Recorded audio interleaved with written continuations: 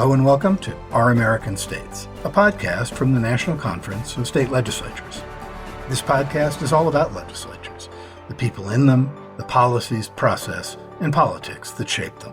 I'm your host, Ed Smith. Our primary role is to help federal, state, and industry partners overcome the inherent challenges associated with the restoration of damaged energy systems. That was Ken Buell, Deputy Director of the Office of Cybersecurity, Energy Security, and Emergency Response, or CSER, at the U.S. Department of Energy.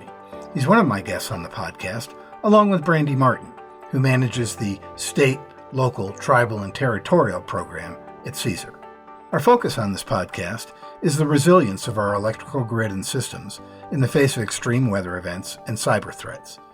Just this summer, we've seen major flooding in Kentucky and Texas, extreme heat across the country and in Europe, and growing concern about wildfires in the western U.S. State legislatures play a key role in shaping state policies that improve the security and resilience of energy systems. States also partner with federal agencies to identify risks, mitigate threats, and respond to disruptions. CSER addresses emerging threats and works to protect the reliable flow of energy by improving energy infrastructure security. Buell and Martin discussed how CSER responds to natural and man-made threats, how the office works with legislatures and other state entities, and the value of teaming up with state and local partners both during an emergency and at other times. They also highlighted efforts states are making to make their electrical systems more resilient. Here's our discussion. Brandy, Ken, welcome to the podcast. Thanks for having us. Yes, we're really excited to be here. Well, good to talk to you today. And I want to talk today, of course, about emergency preparedness and response and the overall resiliency of our energy systems, a subject we who are not in your field have come to become all too familiar with in recent years. So why don't we start by telling the audience about the role of your organization. Ken, why don't you go ahead and start? Well, Brandy and I are with the Department of Energy's Office of Cybersecurity, Energy Security, and Emergency Response, or CSER, where I serve as the Deputy Director for Emergency Response and Restoration and Federal Lead for Emergency Support Function 12, or ESF-12 under FEMA's National Response Framework. During incidents like a major hurricane, FEMA will activate the National Response Framework to bring to bear all federal resources available to help impacted regions and states with the immediate response and restoration of a community's critical lifelines. As ESF-12, our primary role is to help federal, state, and industry partners overcome the inherent challenges associated with the restoration of damaged energy systems through well-established coordinating mechanisms that enable shared situational awareness and a common operating picture. When needed, we can also provide technical expertise to assist with the assessment of damaged energy systems, restoration planning, and connecting our state partners to available federal assistance to include DOE's energy resilience programs. So, Brandy, can you talk a little bit about your role working with the state, local, and tribal and territorial governments as well? Sure. I lead the state, local, tribal, and territorial, or SLTT program at CSER. We work closely with SLTT officials to enhance energy security and resilience planning, to build cybersecurity knowledge, and of course, to help with response when there's an emergency event. We engage with state officials who have equities in energy security, emergency preparedness, and response. And this includes state legislators, governors and their energy advisors, state energy offices, public utility commissions, and emergency managers. And all of these stakeholders play an important role. They make policy or investment decisions, they implement plans, or they're preparing and responding to emergencies. So CSER works with all of those officials I just mentioned directly and through our partnerships with associations like NCSL. And for example, with NCSL, we've been striving to keep state legislators informed of energy cybersecurity threats. Right, this is the need to protect our critical energy infrastructure that enables our way of life. So we know it's top of mind for states, just in the number of bills we've seen proposed in recent years. So we talked a little bit, Brandy, before we got started on this about the fact that I was a newspaper reporter in the 1970s in Northern California and certainly covered a drought, wildfires, earthquakes, all kinds of natural disasters. But the scale of what's going on now seems to be so much different for states. And I wonder, given those challenges, can you talk about how you work with states to prepare for these types of events and improve their energy resilience? Ed, you hit the nail on the head. We've already seen 9 weather and climate disasters so far this year. Each have exceeded $1 billion in losses. So a massive amount of damages in 2022 alone. In fact, the National Oceanic and Atmospheric Administration, or NOAA, recently tallied up the cost of these storms since 2016. And we're only talking about tropical storms and hurricanes at this point. But they said it's $500 billion in damages. So not only is it a very expensive problem we're dealing with, it's the disruption to our daily lives. It's the loss of property and life. And we're seeing this increase on not only the natural disaster side, but also on the cyber side. Our office is very much focused on the cybersecurity side as well. We're seeing the frequency and sophistication of cyber attacks to continue to increase. These growing threats on both sides, right, the natural disaster side and man-made threats, underscore our office's mission. We believe we can combat these increasing threats, but of course we can't do this alone. So CSER believes the best way to address these threats is through strong and collaborative partnerships with all of our stakeholders. So across all different levels of government and with industry, we all need to work together to address some of these challenges. And I'll note that recently we've been supporting state energy offices updating their energy security plans. These plans describe the state's energy landscape, the people, and the processes, and the state's energy resilience strategy. The plans outline how a state can work with energy sector partners to protect their energy infrastructure from all of the hazards we just talked about, and how they can mitigate energy disruptions. So keeping the lights on and that fuel moving. These state energy security plans are required by Congress, and their intent is to ensure that each state has reliable, secure, and resilient energy infrastructure. So I encourage all the legislators listening to check out your state's plans once they're completed. And we've also heard that many state energy offices will be expanding their energy security planning programs or their energy security teams over the next few years. And we look forward to working with them directly to support those efforts. Ken, let me switch to you for a second. If I understand correctly, your team's work is primarily on the response side. And I wonder, do you also work in the preparedness area, or how does it fit in with preparedness? Well, preparedness and response can really be thought of as a feedback loop. The lessons we learn during real world emergency response following a disaster directly informs our preparedness activities. The cycle ultimately leads to better emergency response. After every major incident, we conduct an after-action review with our ESF-12 responders and our partners that we worked with during the incident to capture the lessons learned, both things that we did well and opportunities for improvement. The lessons learned are shared across CSER's teams, helping inform our non-response activities, including research and development of tools and technologies. Likewise, lessons learned during exercises or best practices heard from states and industry get incorporated into our future responses. So are there any specific emergency preparedness initiatives you'd highlight, the type of things you're talking about that you've worked on with states or areas of the country? Absolutely. Our team has its most significant impact during an incident at the state level. Responses relationships. The relationships that we build with our state partners during both a response and steady state are critical to our mutual success. Our response cadre is made up of over 100 volunteers recruited from across the DOE enterprise. We have a regional model that not only enhances our engagement with regional and state partners, but also enables us to respond to multiple and simultaneous or back-to-back incidents. Each regional team is led by a very experienced ESF-12 regional coordinator, or RC.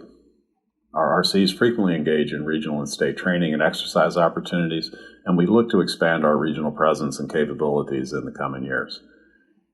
In 2021, we launched federal state ESF-12 training to introduce our state counterparts to the capabilities that we can offer, get a better understanding of the issues that concern our state partners, and to further develop those important response relationships.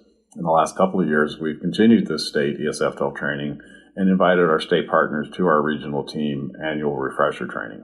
We've had great interest, with over 50 states and territories attending, And when we've had major incidents, the joint training has really paid off. Ken, let me ask you, how well does the federal government work with states to address these energy concerns related to extreme weather? Is it better in some places than others, some regions than others? From the perspective of DOE CSER and our response and restoration team, we are primarily focused on the immediate aftermath of a disaster and those issues impacting life and safety. So we're looking to assist impacted states with rapid and efficient restoration of damaged energy systems. Getting the power back on and the fuel moving is critical to the stabilization of community lifelines that will in turn enable longer-term recovery. In the aftermath of the historic 2017 hurricane season, we created an ESF-12 Catastrophic Incident Response Team, or CIRT team. This team has the technical skill to assist with damage assessment and restoration planning. In the last 2 years, we deployed CIRT team members to Louisiana to assist the state and small coastal rural electric utilities devastated by Hurricanes Laura and Ida. Our efforts, in coordination with the state, significantly expedited the restoration of transmission and distribution systems that were essentially wiped out. We coordinated with our interagency partners to get temporary power generators to those areas that experienced long-term power outages, enabling some return to normalcy for the people whose lives were forever changed by these storms. And our damage assessment reports assisted Louisiana and the utilities with FEMA public assistance requests and longer-term recovery planning. In the last few years, we've recruited team members that work with the DOE programs focused on grid development, energy efficiency, and renewable energy. When needed, we plan to deploy these individuals towards the end of the response and restoration phase to assist states with longer-term planning that can support the state's energy resilience goals. Thanks, Ken. I'll be right back after this with the rest of our discussion. Rely on state legislatures' news on the NCSL website for the freshest takes on people, places, and policy. Find out what states are doing about the biggest issues of the day, and check out the Across the Aisle and My District features for compelling stories of bipartisanship and special places and events. Make SLN your daily go-to for all the hottest legislative topics and trends. Just click on the News tab on the NCSL website, www.ncsl.org.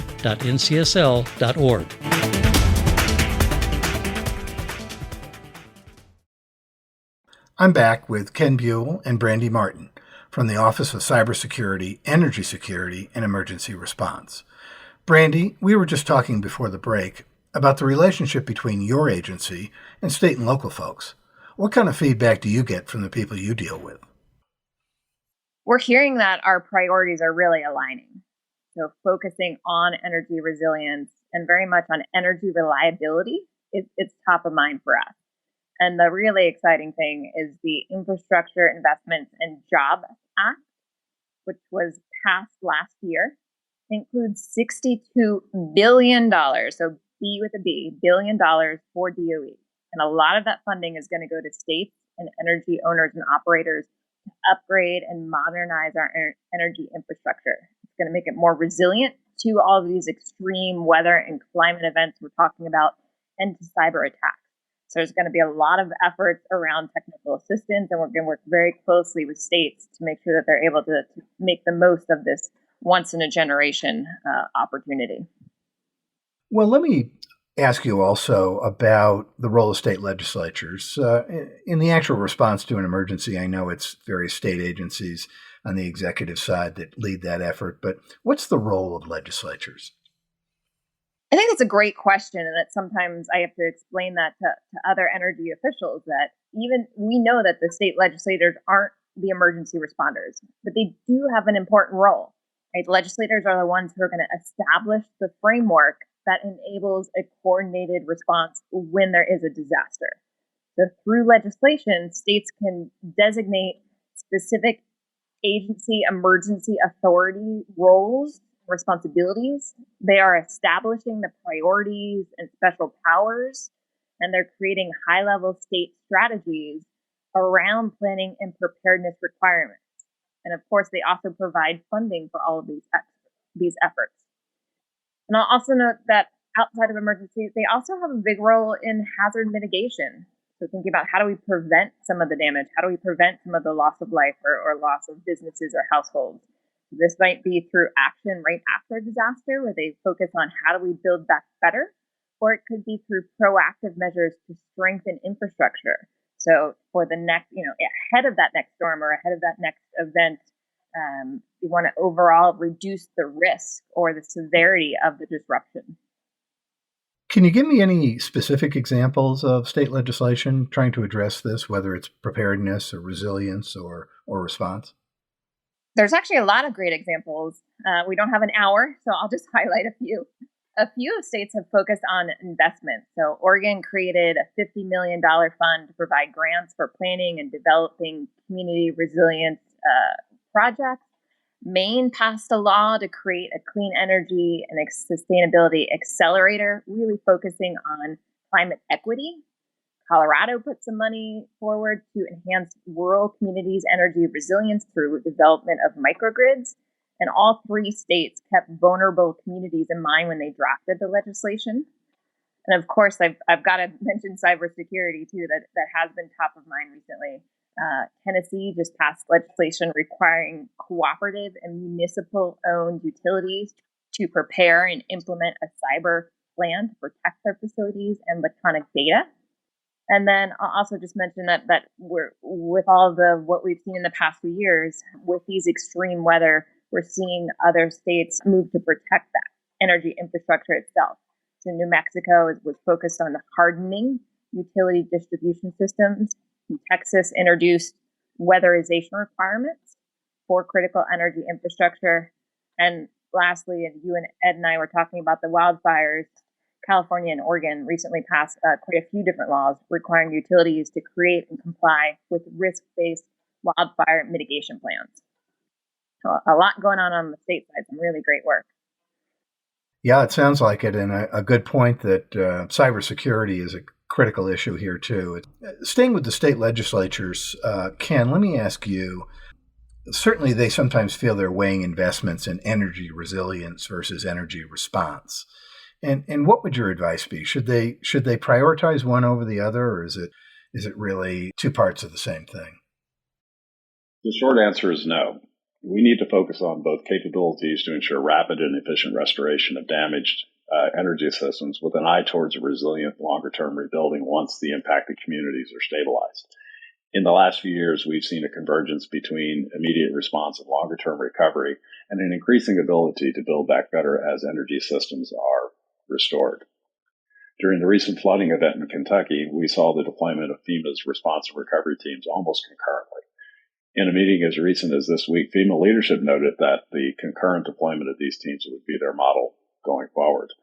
And we've geared our ESF 12 program to support that model, and we'll be looking to assist states with a smooth transition between response and recovery. And so finally, I'd like to ask both of you if you have any other thoughts you'd like to share with our audience, which is state lawmakers, legislative staff, and others interested in state policy. Ken, why don't you go ahead? What would your closing thoughts be? Well, first, it's been a real pleasure to join the podcast today. Historically, hurricane season has peaked around September and October, and while we're certain we'll see some activity this year, we're hopeful that impacts will be minimal. Regardless, the DOE ESF 12 team stands ready to support your immediate response needs and to help achieve your longer-term resilience goals. We thank you for your time today and all the best as we go through this hurricane season. Well, thank you, Ken. Brandy, you get the last word. What would your message be to those folks at the state and local level? I'd like to thank all of our listeners and NCSL for giving us the opportunity to share more about CSER's work. This is my first podcast, so it's been a great experience. To all the state legislators who are tuning in, we look forward to seeing you at future NCSL events, and encourage that if you'd like to learn a little bit more about what Ken and I talked about, or access any of the great resources we've created specifically for state officials, state, local, tribal, territory officials, please visit our website, and that's energy.gov/CSER, and that's CESER. Well, thanks to both of you so much. This is such a critical area, and it's reassuring to know that there's teams such as yours on top of it and keeping an eye on things. I thank you both so much, and have a good weekend. Thank you. Thanks, Ed.